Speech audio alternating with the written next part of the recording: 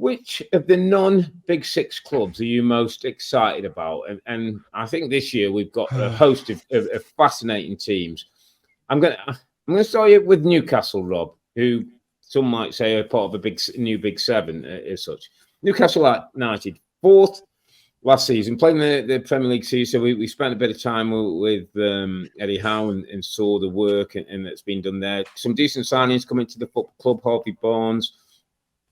Sandro Tonali's come in, the midfield player from AC Milan, as well as obviously getting 1 or 2 players fit, and the likes of Isaac and Callum Wilson. Can Newcastle kind of come again with Champions League football, big Wednesday nights, Tuesday nights, the emotion of that, the depth of squad, and the way they play, Rob, which is very intense and energetic?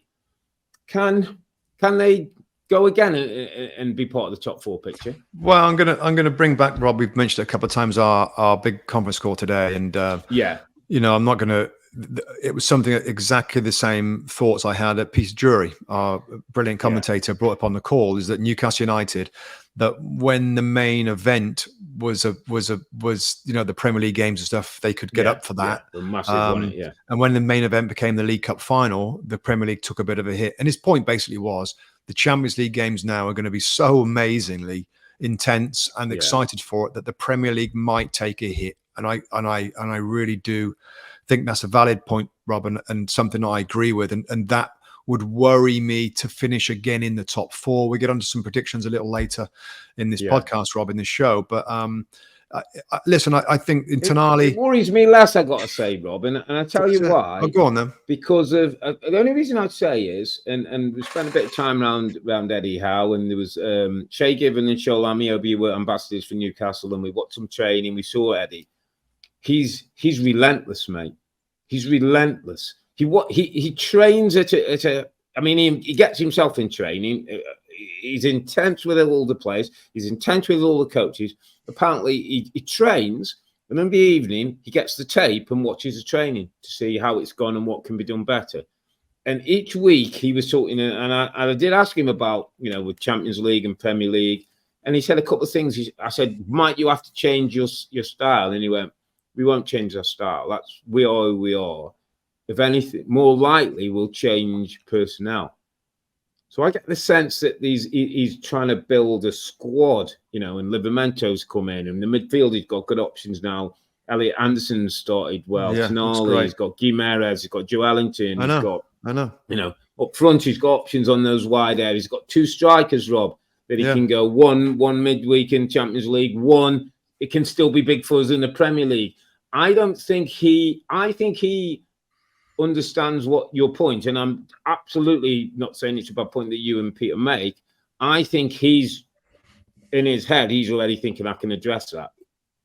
Well, he might, and of course he'll try and do that, Rob. And of course the squad is bigger, and I get that, and he will make changes from these different competitions. But there still will be a certain amount of players that will play from the Premier League and then the Champions League. And why I think it's valid is because just of the way that they play, and you got a sense of that from watching the training and the intensity. But Newcastle United, for me, last year looked the strongest, the most physical, the most athletic, the fittest team in the Premier League. And when they're at their very best, they run over the top of other Premier League teams.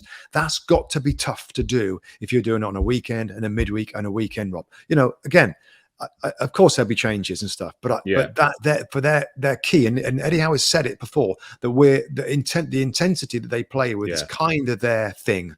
And when you watch them play, it's so obvious. I just don't know whether you can keep doing that and these different pods of the group stages and the knockout stages, and still use that style to win games in the Premier League to get them at a point where they're in the top 4, because there's so many teams going to be challenging for that. So I still think that's going to be difficult unless their game evolves a little bit, which you just said that he said he's not going to change. So I think it's going to be difficult. It's interesting. Exciting times for the club. Great times. Really looking forward to Newcastle over the season. What about Brighton, my friend, then? And Roberto De Zerbi, another fascinating one-on-one when you get to talk to him. A brilliant football mind, just oozes kind of quality and understanding and intrigue and tactical nous. European football for them for the first time.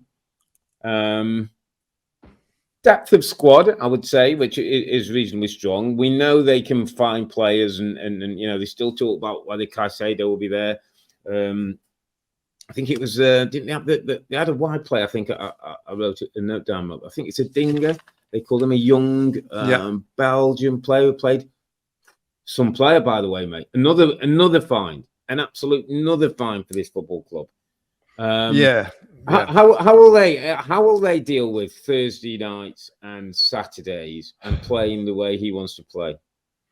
Well, amazing, by the way, first off, isn't it? The story of Brighton is amazing. Why not? The way that they play is almost polar opposite to Newcastle United. It isn't about the massive energy. It's about tactical cleverness, technical ability, making the pitch big, using technical players to be able to do that. Yes, they've lost Alexis McAllister and also Levi Colwell, Rob. Let's not forget Colwell, the player that's gone back to Chelsea. Yeah, it was Chelsea. It was big for them, Chelsea. It's Simon Adingra. Simon Adingra is the player another one of those finds that scored goals in the summer series. Evan still got Evan Ferguson, still got Enciso, Julio Enciso, scored that amazing goal. Buonanotte, the young kid. I think he's Argentine, that one. Mitoma is an interest of Manchester City. So James Milner, Rob, is an interesting kind of experience to bring into the dressing room to help with the team as well. 6th place last season, an FA Cup semi-final, lost on penalties to Manchester United. Brilliant season last year. Let's say he was sneaky good, by the way. João Pedro. Yeah, 30 million, isn't it? 30 million. Good business, mate. Runs in behind, can hold it up, got good strength, football intelligence, just fits perfectly with what they do. And Danny Welbeck looks like 25-year-old Danny Welbeck. It's incredible what they do. Yeah, so I can see it continuing, and we've seen this before. Then where they lost, Landry Trossard, other players they've lost to other teams, and they still managed to go on and do great things. So I feel like it should be harder, and it in some ways it should be harder when you lose Alexis McAllister and a couple of others. But I think they'll do it, and I think how much I'm a fan of this coach. Everything about him, Rob, the way he speaks, the confidence he speaks with, the way that his team plays, obviously is like, I absolutely love to see a footballing team that, the wage bill is so much lower than some of the other teams that they can embarrass them with their football. And I just think, Rob, if the De Zerbi has another season like last year, there's no way that he doesn't get picked up by some of the other ones that end up being disappointed, surprisingly poor of the big 6 or 7. I think, maybe some of those might just say, well, hang on a minute, it's one season he's been in the Premier League with Brighton. Let's see if he can do it for another season. If he does, which I think he will, I think he absolutely will, mate. I got to tell you that he absolutely will. Speaking to Pascal Gross, after one of the games, and just said to him, what's it like? And he said, it looks like, it's risky as a midfield player, you're getting balls. I said, I'd be a bit uncomfortable. And he said, do you know what?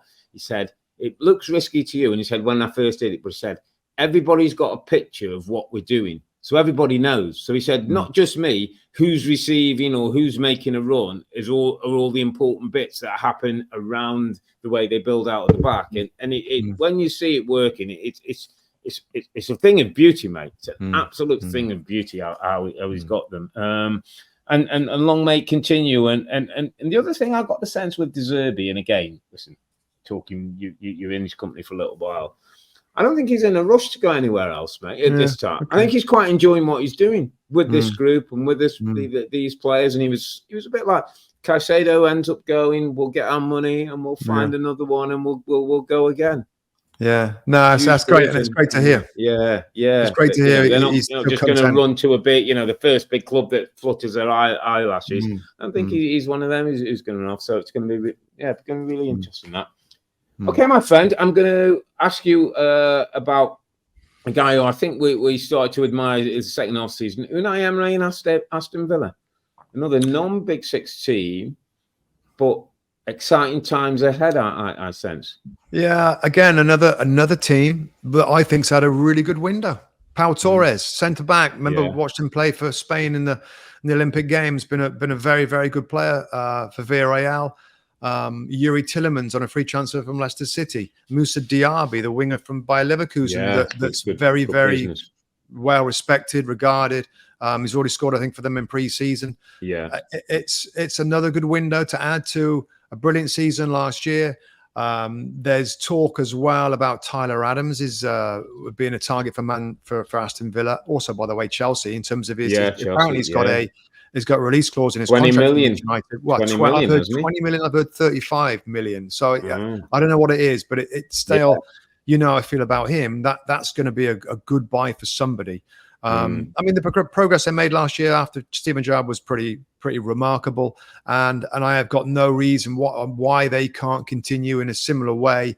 Good signings. I think Yuri Tillemans, Rob, you know, he disappointed a little bit towards the end of his, but he's a good footballer. He's a creative and he's a clever player that can add some quality, whether it's the passing, the score, the shots from distance. He can do a bit of everything, really, can't he? He can dig it out. He can pass the ball. He can score. John McGinn sort of said to me when I was there, I was asking him about a couple of plays. Said when you train with Tielemans, you realise actually he's even better than you think. Right. You know, he's one of those. I think the more you see him, the more you go, wow, he can do a bit of everything.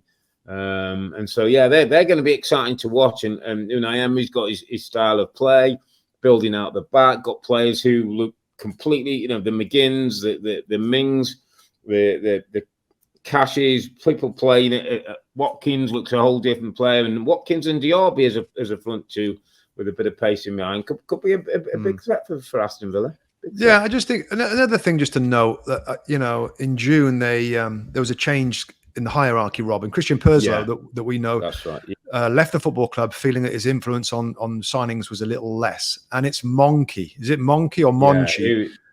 Who he's worked with in Spain, isn't he? He worked with in Spain, and they had great success at Sevilla, bringing players in. Yeah. They won European titles, Europa League titles on the back of that. He's president of football operations now, this Monchi, and there's been talk about him going to different clubs. So that's another, I say small piece, but probably an important piece that's worked with Emery before. You know, the club is joined up thinking, isn't it? And we'll probably get to West Ham later on, Rob, in terms of director of football and coach not being on the same page. These two obviously will be, and the club continues to make progress, make good signings, and they can push on. 7th last year, I think it was, Rob, with 61 points.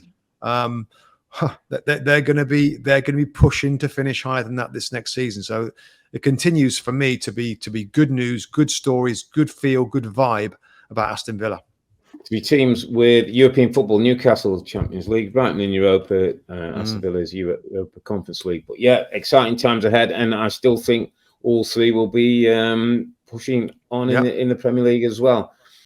Hi there, I'm Rebecca Lowe, studio host for NBC's coverage of the Premier League. Don't forget to hit subscribe to watch more videos all season long. For even more Premier League content, from original series to live matches, head over to Peacock and be sure to tune in for Premier League mornings every weekend on USA Network and on Peacock. We will see you over there.